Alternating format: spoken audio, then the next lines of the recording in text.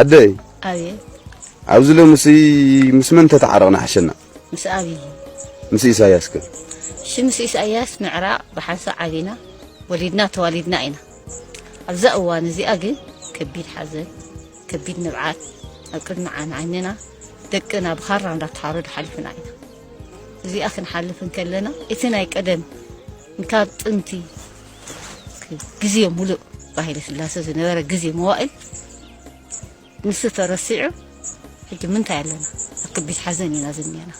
بس أبي يجي سكع هيك تقرأين إلى إثيوبيا كنت حقائق وقت نبر دسي بدنا سلام كنا بردك أنا هنرئي الموتو ما يتولى زي ما ترينا عينا دك أنا هنرئي دسي بدنا محمر يملسن كويلنا كم إنا هنقبر ده دحا سلام كن فتحي سلام بعلو تردي وقفه كبرنا كل خبرنا عدنا سلز هلو كل خبرنا يا أخي جيب لين قدم زي تحكي سلام كبرات تخاتلت ليلو تي في خميس أني حكم تمليسنا متيناكم علنا يا كنتات ناي إيرترا ناي إثيوبيا ناي تግራይ كابز خفئن أبز قدد دارقا እናተሰጋገረ መዓልታዊ ናይ ኣጽዋራት ናይ ሰራዊት ምንቅስቃስ ብኹሎም ይረአ ኣሎ ብህወሓትስ በሉ ብፋኖስ በሉ ብሻዕቢያስ በሉ ብኹሎም ታይኾን መወዳእቱ ይገርም ከምዝ ትርእይዎ ዘለኹም መንግስቲ ኢትዮጵያ ኣጽዋራቱ ታንክታት ዱራዓት መካይን ኮታስ ብሙሉአን نابدو إيرتران إثيوبيان شنخ عسب ناتقعي زركب شعبيا بشنخ تግራይ كاب آديابو تحتي جميركا خمون بتحتيو زي بعل أم حجر كبابيتات بوبيلو بآديابو بادمه قرهسرناي كبابي كساب زالانبسا إيروب ورداتات إيروب صعوقناي سراويتنا طواراتن منقسقاس إن جبرة يزركب بشنخ بعدان جنبار بريان قبضات مسعالنون نسوز سلطنهم زمتري ومزلهم زيم نسوز سلطنهم حيلتاتنا عفار مالتنا إيرترا تولدي نا إثيوبيا تولدي زلهم أبستفعل عليه كورابشن مالت كورابشن ديو أيقونن أيفلتن جن أبكي بحري زي حقاون مقفاف عسا قلمله قل أبكم تساتيفكم إلى أسيروهم زنبرن أجددو أبزي حدا وتهدر سلام إثيوبيان مزرق كم ستري وزلهم حدا وتهدر وحيلي كاب كله أخاخيبو جبن النياتات تفريدهم زنبرو قلي أمون أبتقيح بحري بزي فقاد مقفاف عسا توافيرهم زنبرو عينت أخاخيبو خمسات جيرو شعبيا خا نهلكم سلام إثيوبيان مزرق صعوق وتهدراو منقسقاسات يقبر ማለት መወዳእታ ናበይ ገጽ ዝኹይናት ይገርም ከም ዝበልናይ መንግስቲ ኢትዮጵያ ከም ትሪእዎ ዘለኹም በብግዚኡ ኣጽዋራቱ ሰራዊቱ ብፍላይ ከዓ ብሸነኽ ዓፋር ናይ ኢትዮጵያ ንግንባር ቡሬ ገጹ ናብ ጎቦታት ሙሳዓል ገጹ منقسقاسات ይገብራሉ ሻዕቢያውን ከም ዝበልናዮ ቦም ሓጀር ኮሚሉ xab እንዳላዓለ xab አዲያቦን ከባቢታት ባድመ ራማ ጉርሱርናይ ብዛላምበሳ ወረዳታት ኢሮብ ዓፋር ባዳን ክሳብ ጎቦታት ምሳዓሊ ግንባር ቡሬ ኣብዚ ኩሉን ሻዕቢያኻ ልክዕ ማለት ኩሎም ተናቢቦም እቲ ሓደ እንተ ተንቀሳቂሱሎሚ እቲ ሓደ ከዓ ጽባሕ ጽዑቕ ምንቅስቃሳት ናገበሩ እዮም ብዓቢኡ እትጸገማት ኣብ ሻዕቢያ እንዲዩ ሻዕቢያ እዩ ሰላም ኢትዮጵያን ምዝራግ ጽባሕ ውዕል ፕሪቶሪያ ንሓይልታት ፋኖ ፈንጪሉ ብመውሳድ ዓሲቡ ኣብ ኢትዮጵያ ክዋጋ ጸኒሑ ባይዘወይ ካብ ጽባሕ ውዕል ፕሪቶሪያ መንግስቲ ኢትዮጵያን ጉጅለ ሻዕቢያን ኣብ ኣምሓራ ክልል ብሳልሳይ ዙር ክዋጉ ጸኒሖም ይዋጉ ኣለዉ ክሳብ ሕጂ ፋኖ መኒ ብድሕሪኡ ዘሎ መኒ ዘዕጥቆ መኒዩ ዘስንቆ መኒዩ ፖለቲካዊ ድጋፍን ወተሃደራዊ ድጋፍን ዝህቦ እንተልኩም ሻዕቢያ እዩ ፋኖ እንታይ ይገብር ተዳይልኩም ኣብ ልዕሊ ሰራዊት ምክልኻል ኢትዮጵያ ዝተፈላልየ ናይ ዲብያን ካልእን መጥቃዕቲ ብምግባር ሓደገኛ ዝኾነ ስጉምታት እናወሰደ ሰላም ኢትዮጵያ ክዘርግ ጸኒሑ ኣብ ክልል ኣምሓራ ካብ ጽባሕ ውዕል ፕሪቶሪያ ጀሚሩ ክሳብ ሎሚ ኢንተርኔት ዘይብሉ ቦታታት ኣሎ እኹል ሕክምና ዘይርከበሉ ቦታ ኣሎ እኹል ረድኤት ዘይርከበሉ ቦታ ኣሎ እቲ ህዝቢ ኣብ ዕፅዋን ክባን ንኸባቢ 4-5 ዓመታት ዝጸንሐሎ ፋኖ ኣብ ዝቋፀሮ ማለት እዩ ስለዚ ኢትዮጵያ ካብ ኩናት ዕሪፋ ይትፈልጥን ስርዓት ብልጽግና ምስ መጸ ህወሓት ጎቲታ ምስ ዘራያቱ ናብ ኩናት ከኣት ገራቶ ዓለም ንጠቕማ ክትብል በተሓደውን ሓደጋ ናይ ህዝቢ ትግራይ ጥዑይ ገይሩ መሊኡ ጆኖሳይድ ይፍጸመሉ ስለዝነበረ በዞም ኩሎም ሓይልታት ህወሓት ዝዓደመቶም ንዑን ምድሓን ቁልጡፍ ማለት ኩነታት ናይ ሩስያን ዩክሬንን ስለዝሓነቆም እምበር 8 ወርሕታት ከማን ክጸንሕ መደብ ኣይነበሮምን ኩናት ክካየድ ቀልጢፎም ደው ከብልዎ ድሕሪ ሕዳር 2020 ምጅማር ኩናት 2-3 ወርሒ 4 ወርሒ ጸኒሖም ማለሲ ትድርድር ብቁልጡፍ ስታይ ዝግበር ኣይነበረን ምስ ሓይሎም ከዓ ስለዝነበሩ ቶም ህወሓት ዝዓደሞም ጉጅለታት ኣብ ዶውታ ንምእታው ኩናት ንምትራፍ ጥዑይ ገይሩ ንህዝቢ ትግራይ መሊኡ ከየጥፎ እንከሎ ንምድሓኑ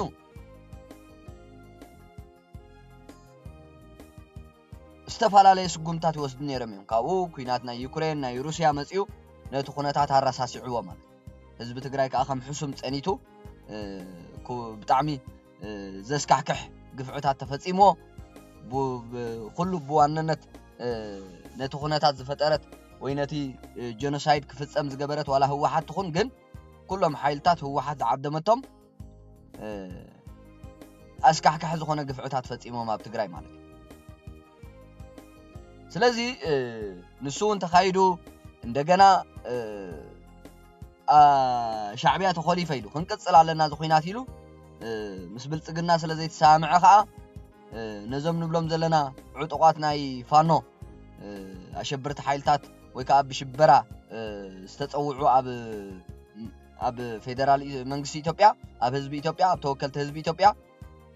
ንዖም ኣኻኺቡ ከዓ ከም በሓድሽ ኣብ ኣምሓራ ኣብቲ ዳርጋ ን34 ዓመታት ኩናት ሰሚዑ ዘይፈልጥ ወላ ንልዕሊኡ ይበዝሕ ከማኒ ከባቢ ወላ 100 ዓመት ኾውን ይኮ ኣምሓራ ተኸባብቲ ናይ ኣምሓራ ቦታሲ ኩናት ተኻይዱሉ ይፈልጥኒ ምስ ሃይለ ስላሴ ኣብ ትግራይን ኣብ ኤርትራን ምስ ደርጊ ኣብ ትግራይን ኣብ ኤርትራን ምስ ሻዕብያ መንግስቲ ኢትዮጵያን ኣብ ትግራይን ኣብ ኤርትራን ተዘይኮይኑ ኩናት ኣብ ማእኸል ኢትዮጵያ ብሸነኽ ኦሮሞ ብሸነኽ ኣምሓራ ኩናት ተኻይዱ ይፈልጥኒ ስለዚ ነዊሕ ዓመታት ኣለዎም ህዝቢ ኣምሓራ ኩናትን ወረ ኩናትን ኣብ ዓዶም ካብ ዘይሰሙ ሻዕብያ ኣትዩ ግን በቃ ኣብ 40 ዓመት ከም ዝተዋግኡ ኣምሲልዋ ነታ ዓዲ ነዛ ክልል ኣምሓራ ትበሃል ማለት እዩ ብድሕሪኡ ቀስና በለ ከዓ ንህወሓት ምስ መንግስቲ ፌደራል ኣባኢሱን ፈሊን ንህወሓት ከዓ ዓሲብዋ ሻዕብያ ርጉም ኣብ ኩናት እምበር ኣብ ሰላም ንደቃይቅ ክነብር ዘይክእል ጉጅለ ንህወሓት ከዓ ዓሲብዋ ድሕሪ ንህወሓት ምዕሳብ ድሕሪ ንህወሓት ምስ ፌደራል መንግስቲ ምባኣሱ رأيو زتري وزلهم كا هو حات سراويتا تباتاتينوس نايبا على سراويت إثيوبيان موقع سلام إثيوبيان مزراق لأخت شعبيان مفتصام كمستري وزلهم نعامة العليون استفال عليه وتهدروا سلطناتات كتكايد سأني حمالتي نابكوينات كاعاتيون كا شعبيا غنيصو كاب منغست فيدرال تግራይ ካብ ኢትዮጵያ ፈሊዋስ ህወሓት ካብ መንግስቲ ፌደራል አባቲ ኹዋስ ዝነበረ ውዕል ፕሪቶሪያ አፍሪሱስ ናብ ኩናት ካአትዩ ማልያ ዘይብሉ መንእሰይ ህሊቁ ማለት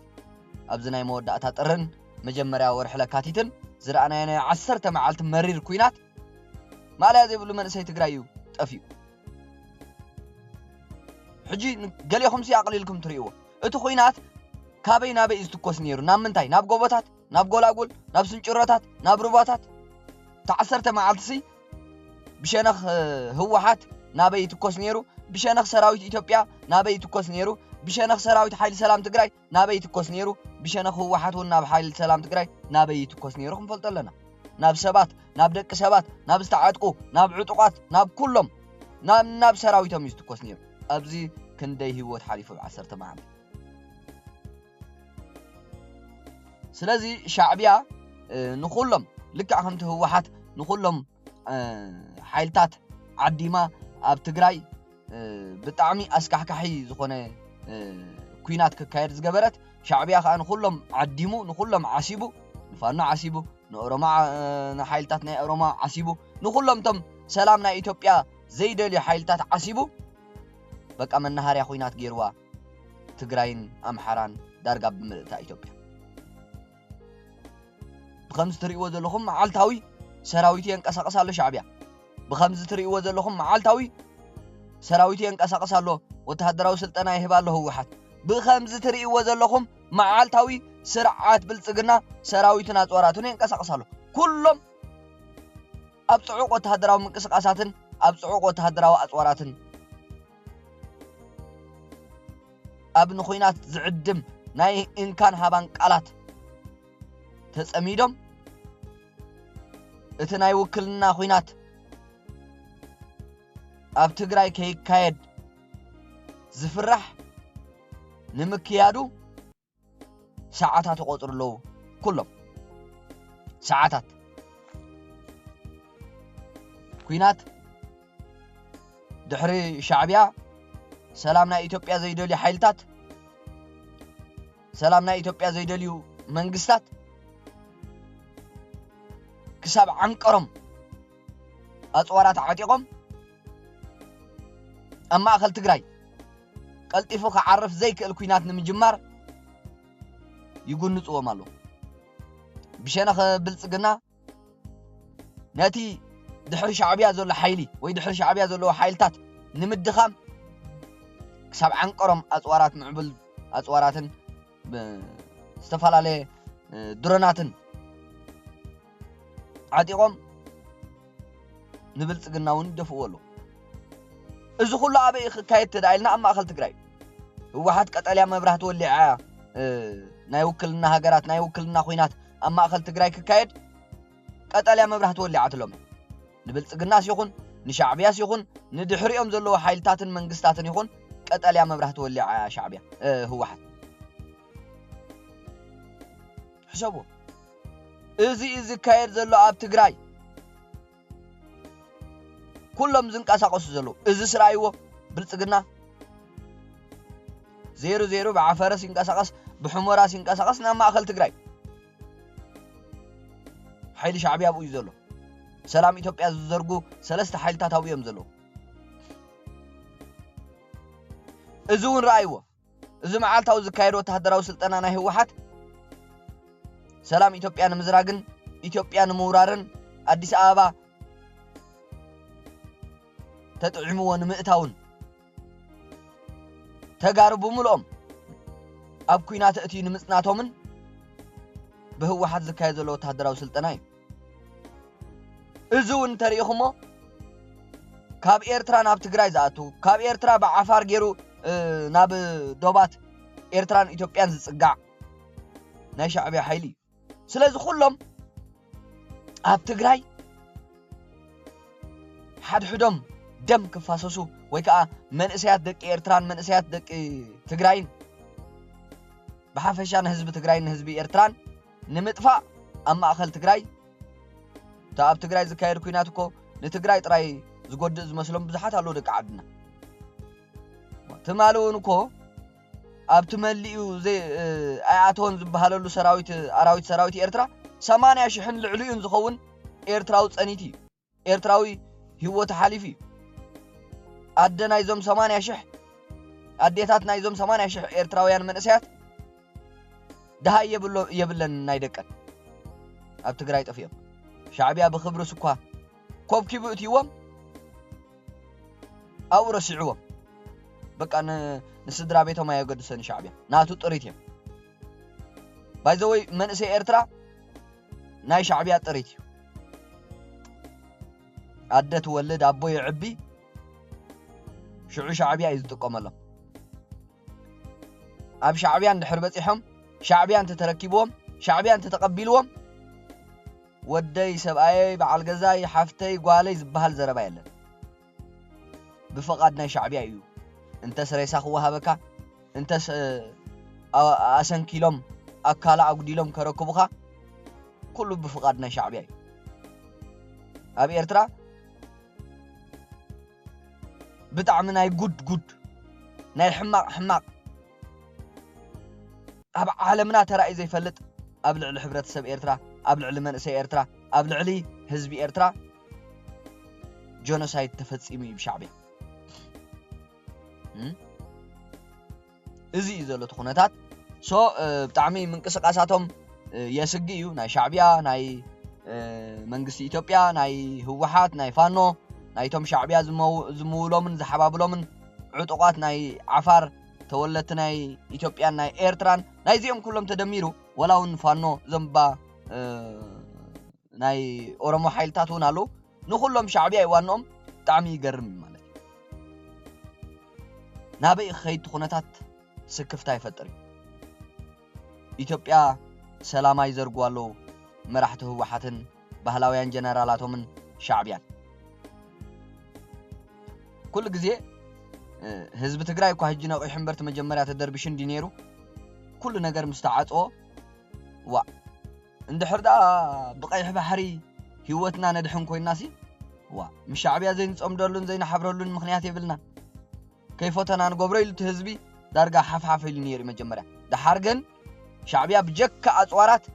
ንህዝቢ ትግራይ መድሃኒት ትኹን እኽሊ ወላውን ማይ ከም ዘይትፍቀዶ ብኤርትራ መረጋገጽ ምስ ረኣዩ ዋ ንሕና ኢትዮጵያውያን ምስ ናይ ኢትዮጵያ መንግስቲ ደኣ ንጸምድን ንሓብርን እምበር ሰላም ኢትዮጵያ ነውሕስን እምበር ክንጠፍእ ኢልናስ ምስቲ ዘጥፋኣና ከዓ ክንጸምድ ንሕና እኮ ከይንጠፍእ ኢልናና ምስቲ ዘጥፋኣና ኣማራጺ የለን ኢልና ክንጸምድ ደሊና እዚኣ ኢሉ እዩ ህዝቢ ትግራይ ስለዚ ህወሓት ምሻዕብያ ኮይና ትገብሮ ዘላ እንዳፈሸለ እዩ ማለት ናይ ሎሚ ተወሳኺ ሓበሬታይ ብዛዕባ እቲ ጽዑቕ ወተሃደራዊ ምንቅስቃስ ናይ ሻዕብያ ናይ መንግስቲ ኢትዮጵያ ናይ ፋኖ ናይ ህወሓት ዝምልከት ነዚ ይመስል ነይሩ ክቡራት ተኸታተልቲ ቲቪ ዋ ሰላም ይፍጠረሉን ህዝቢ ኤርትራ ሰላም ይፍጠረሉን ህዝቢ ትግራይ ሰላም ይፍጠረሉን ህዝቢ ኢትዮጵያ ንመላእ ህዝቢ ዓለም ሰላም እናበልኩ መደበይ ኣብዛዚ መለኹ ደሓን ጽንሑ